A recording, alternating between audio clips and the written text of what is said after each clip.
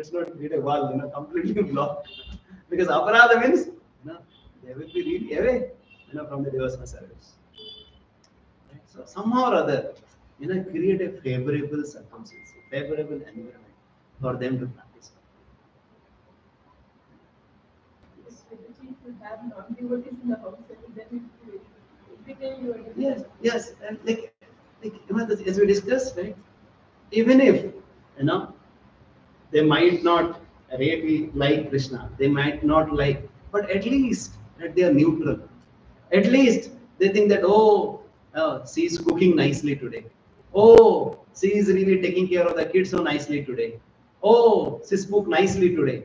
With that, because they appreciated a devotee, their Bhakti Sukriti starts. Right? It's not that they have to start chanting to start developing the Bhakti Sukriti. No, just become a good mother, good wife, good daughter. From there, the Bhakti Navati starts. That's why I said, even if on the road, we just smile on a newcomer, right? And then person really gets smile. Oh wow, he's wearing nice tilak, such a beautiful smile. Yeah, Bhakti Navati started. Right? So it's not that we have to always preach to them.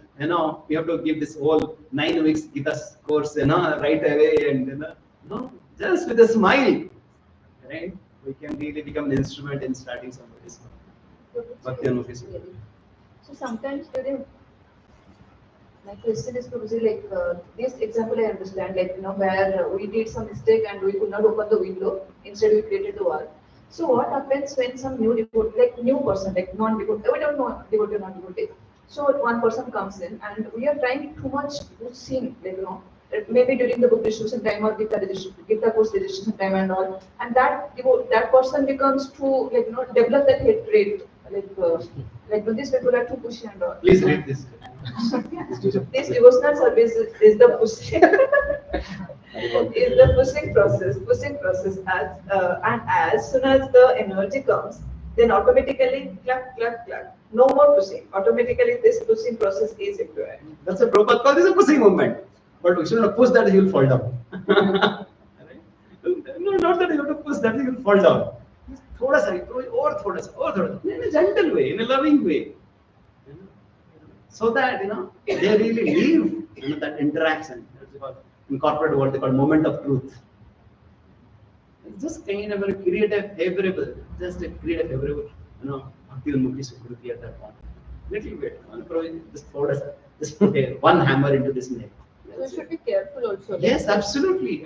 That's why we heard that, right?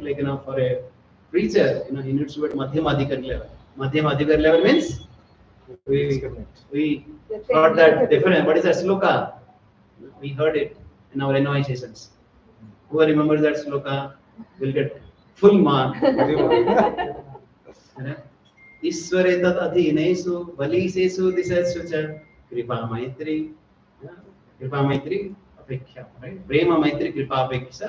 So the madhyama, right? So what is that? Ishware tat adhinesu balisesu disesu cha, right? Ishwara and Ishware tat adhinesu, the devotees of the Lord, and Ishware tat adhinesu balisesu, right? Especially who are innocent persons and who are really envious persons.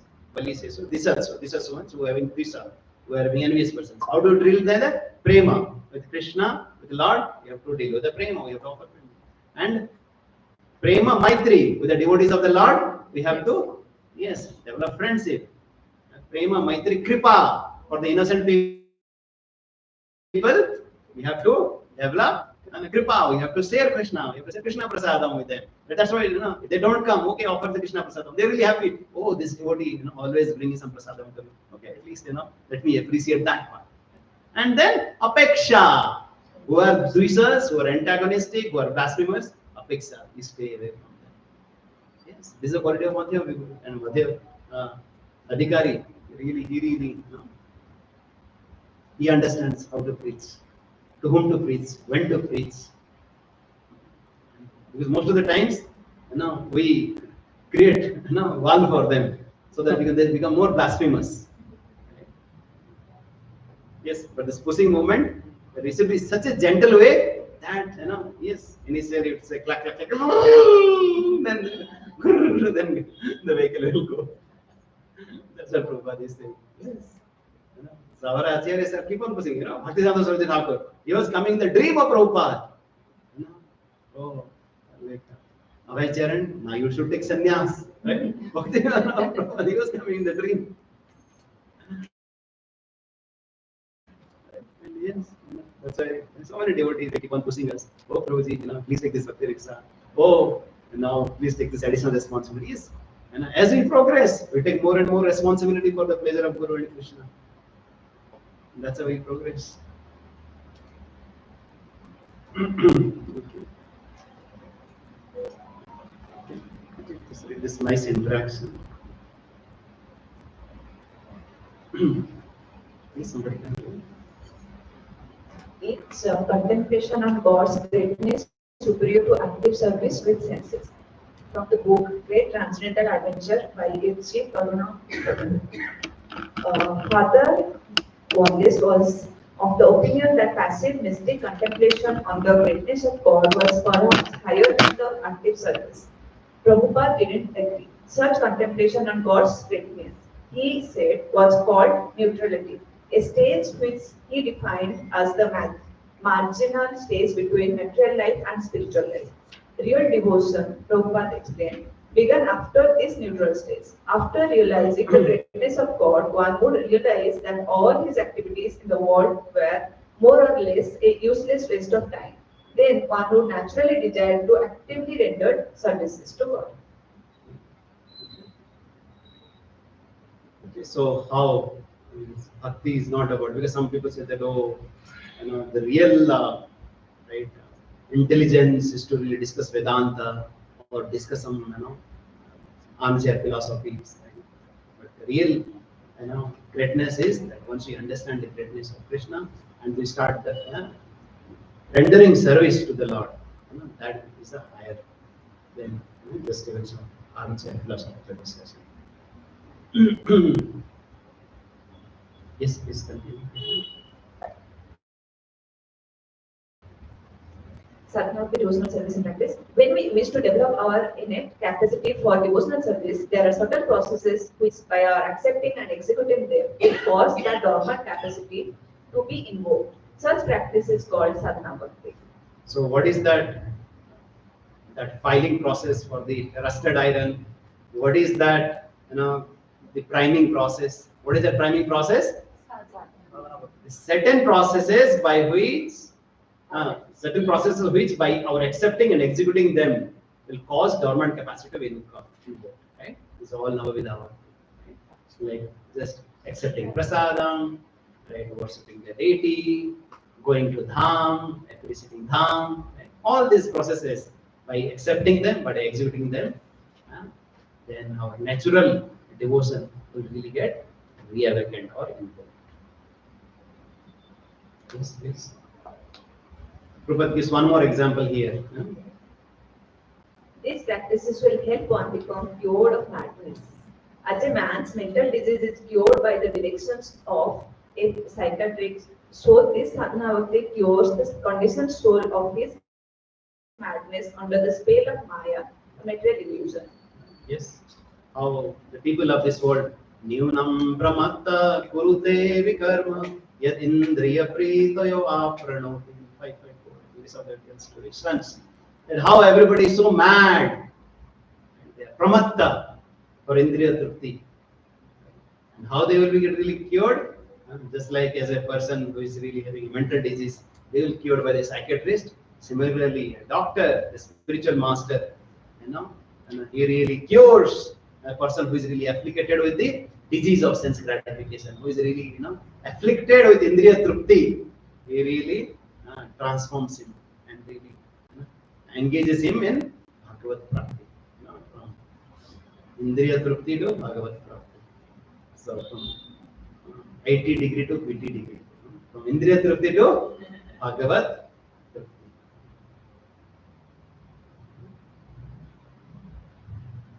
श्रवणाधिक्रियतर स्वरूप लक्षण तटस्थ लक्षण उपजय प्रेमाधन The spiritual activities of hearing, chanting, remembering, and so forth are the natural characteristics of devotional service. Marginal characteristics that awakens pure love for Krishna. Nitya Siddha Krishna Prema Satyaka Bono Shravana Disudajite Gauraye Uday. Pure love for Krishna is eternally established in the hearts of the living entities. It is not something to be gained from another source. When the heart is purified by hearing and chanting, this love naturally awakens. We've been discussing this with so many analogies. Yes, so the fact is that we have got devotion for Krishna, that is fact. But somewhere or other we are separated and we have forgotten. So as soon as by this regulative principle, by the order of the spiritual master, by the injunction of the Shastras, we begin devotional service, that just like our students do here. Yes, we discussed about that, how this is a proceed process. Then yes, this essence of sadhana bhakti in so many other ways, how, right? Like somehow or other, we should keep our mind absorbed in Krishna. And there are two examples here. One is that how Chaitanya Mahaprabhu has given us an authorized program for this purpose, centered around the chanting of the Hare Krishna Mahamantra. This chanting has so much power that it immediately attaches one to Krishna. That is the beginning of sadhana bhakti. Somehow or other, one has to fix his mind on Krishna. The great Saint Ambrish Maharaj, although a responsible king, fixed his mind on Krishna. And similarly, one who tries to fix his mind in this way will very rapidly make progress in successfully reviving his original Krishna. Savai Mano Krishna Padaro Vindayo. That sounds like. So yes, somehow or other, we have to bring our mind to Krishna. That's why I say during the chanting the holy name, or whatever we do, we have to engage our senses. So once again, yes, during the COVID time, definitely all this online preaching, it really helped a lot. At the same time, as slowly it began, everything opened up, then we realized that how online became not so good way of connect with the people, because not all the senses are engaged. But once they come into a physical program, what happens? They really see the bhaktya sanjate bhaktya. Once you see the bhakti of others, their bhakti also gets developed. Once they come here, at least they see the beautiful picture of the Lord. Once they come here, not only they hear the sound, but also they see the touch, right? The devotees of the Lord. They see the beautiful fragrance that is coming from the lotus feet of the Lord. They really taste the Mahaprasadam of the Lord. Yes, all the senses are engaged. So that's why whenever you do program, so we should always think that Prabhupada writes here, this sentence. He says that how a devotee or an acharya, his only job is somehow or other, right? Come with the ways and means and ideas. How do you really engage their senses in Krishna service? This should be the only agenda. Right? How can you really engage the senses of all the members in Krishna service as much possible, in as many ways as possible? That's why, yes, sometimes you feel that devotees are getting bored only by hearing. Then it's we chant. Right?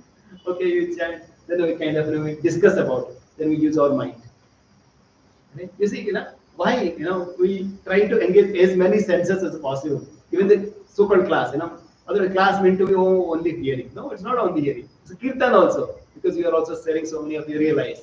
And then we ask some provocative questions. Then you start thinking also. Right? How we have to engage all our mind and senses all the time in Krishna service. Okay, and yes, and primarily chanting of the holy name. Once you chant the holy name, yes, to start with, sutra is simple. Chant audibly, not only in mind, because once you chant in the mind, one is here and there. Chant audibly, not also too loudly, so that it distracts or deviates other persons. Just chant audibly, Hare Krishna, Hare Krishna, and then pronounce clearly, right? Hare Krishna, Hare Krishna. Not even And then chant audibly, pronounce clearly, and hear attentively. These are three mantras, three sutras that we can really start this process of bhakti. That's always we can really offer it to everybody. What is it? First is chant audibly. Second, pronounce clearly. Pronounce clearly. Not to say anything else or not too fast, not too slow, so that we can hear attentively. It's just three. These are all mechanical, but then this mechanical will really being devotional. Once you follow this basics, just like you just attach that iron to the magnet, and over a period of time it gets a magnet, or you put that iron rod into the fire, it gets the fire properties, right? Or sometimes wood also, right? Wood, once it is wet, right, it cannot catch fire, but the one is gets dried up, right? Then you put a spark, it really starts spreading. Yes, there's so many analogies we can hear that, and somehow or other, what is really required? Engaging our senses and mind, in Krishna. Okay. Any questions? And then we discussed about this Vaidhi Sadhana Bhakti and Raganuga Sadhana. Vaidhi Bhakti is, it's more obligatory. There's no natural attraction, but we do.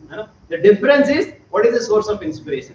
Our source of inspiration is it okay? We are doing it for the because it's said in Shastra, or we are saying it because our Guru Maharaj said, or this Prabhuji said, or Dharma said, or is it because of our, yes, we love doing it.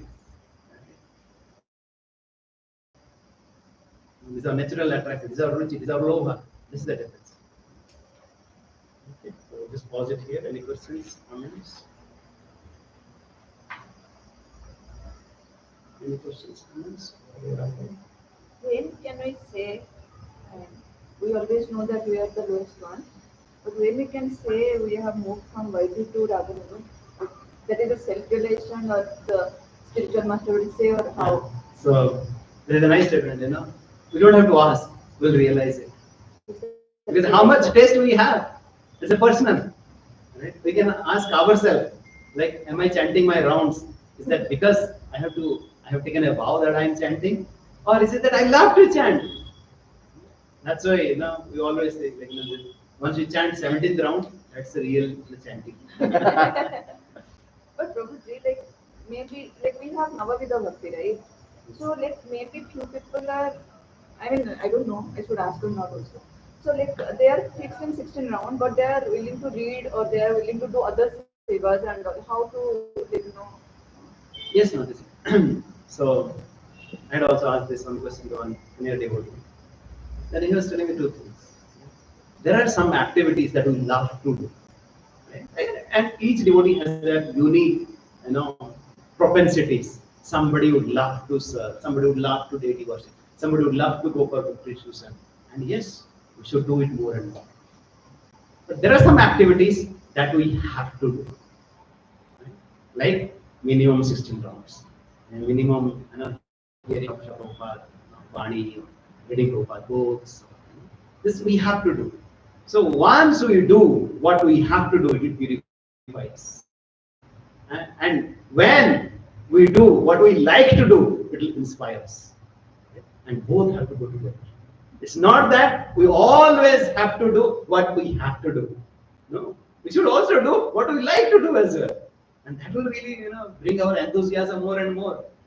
Right? If we just always kind of tell them that, oh, this you have to do, this you have to do, this you have to do, somehow we ask also, right? We know that, oh, like, okay, every day, right? Mother will tell, no, you have to eat it, you have to eat it, you have to eat it, you have to eat it. Then also will get frustrated. Tell me, what I love to do also. Then we will have so much of love for the mother. Right? But the mother knows, right? What to give, what to not to give. But then always give khichdi. No, we have to eat, we have to get nourished. Oh, yeah. So yes, we have to, in our devotional service, in our bhakti also, we cannot compromise on what we have to do because that will purify us. But at the same time, we should always have some activities that inspires us, and we should do that more and more. That will really bring that energy and enthusiasm in our life. And we can ask ourselves, What is that? And each devotee has their own taste. And that we should do more. Make sense of the thing? There is some person looking there. Thank you very much for extending and for attending class, inspiring us. Hare Krishna.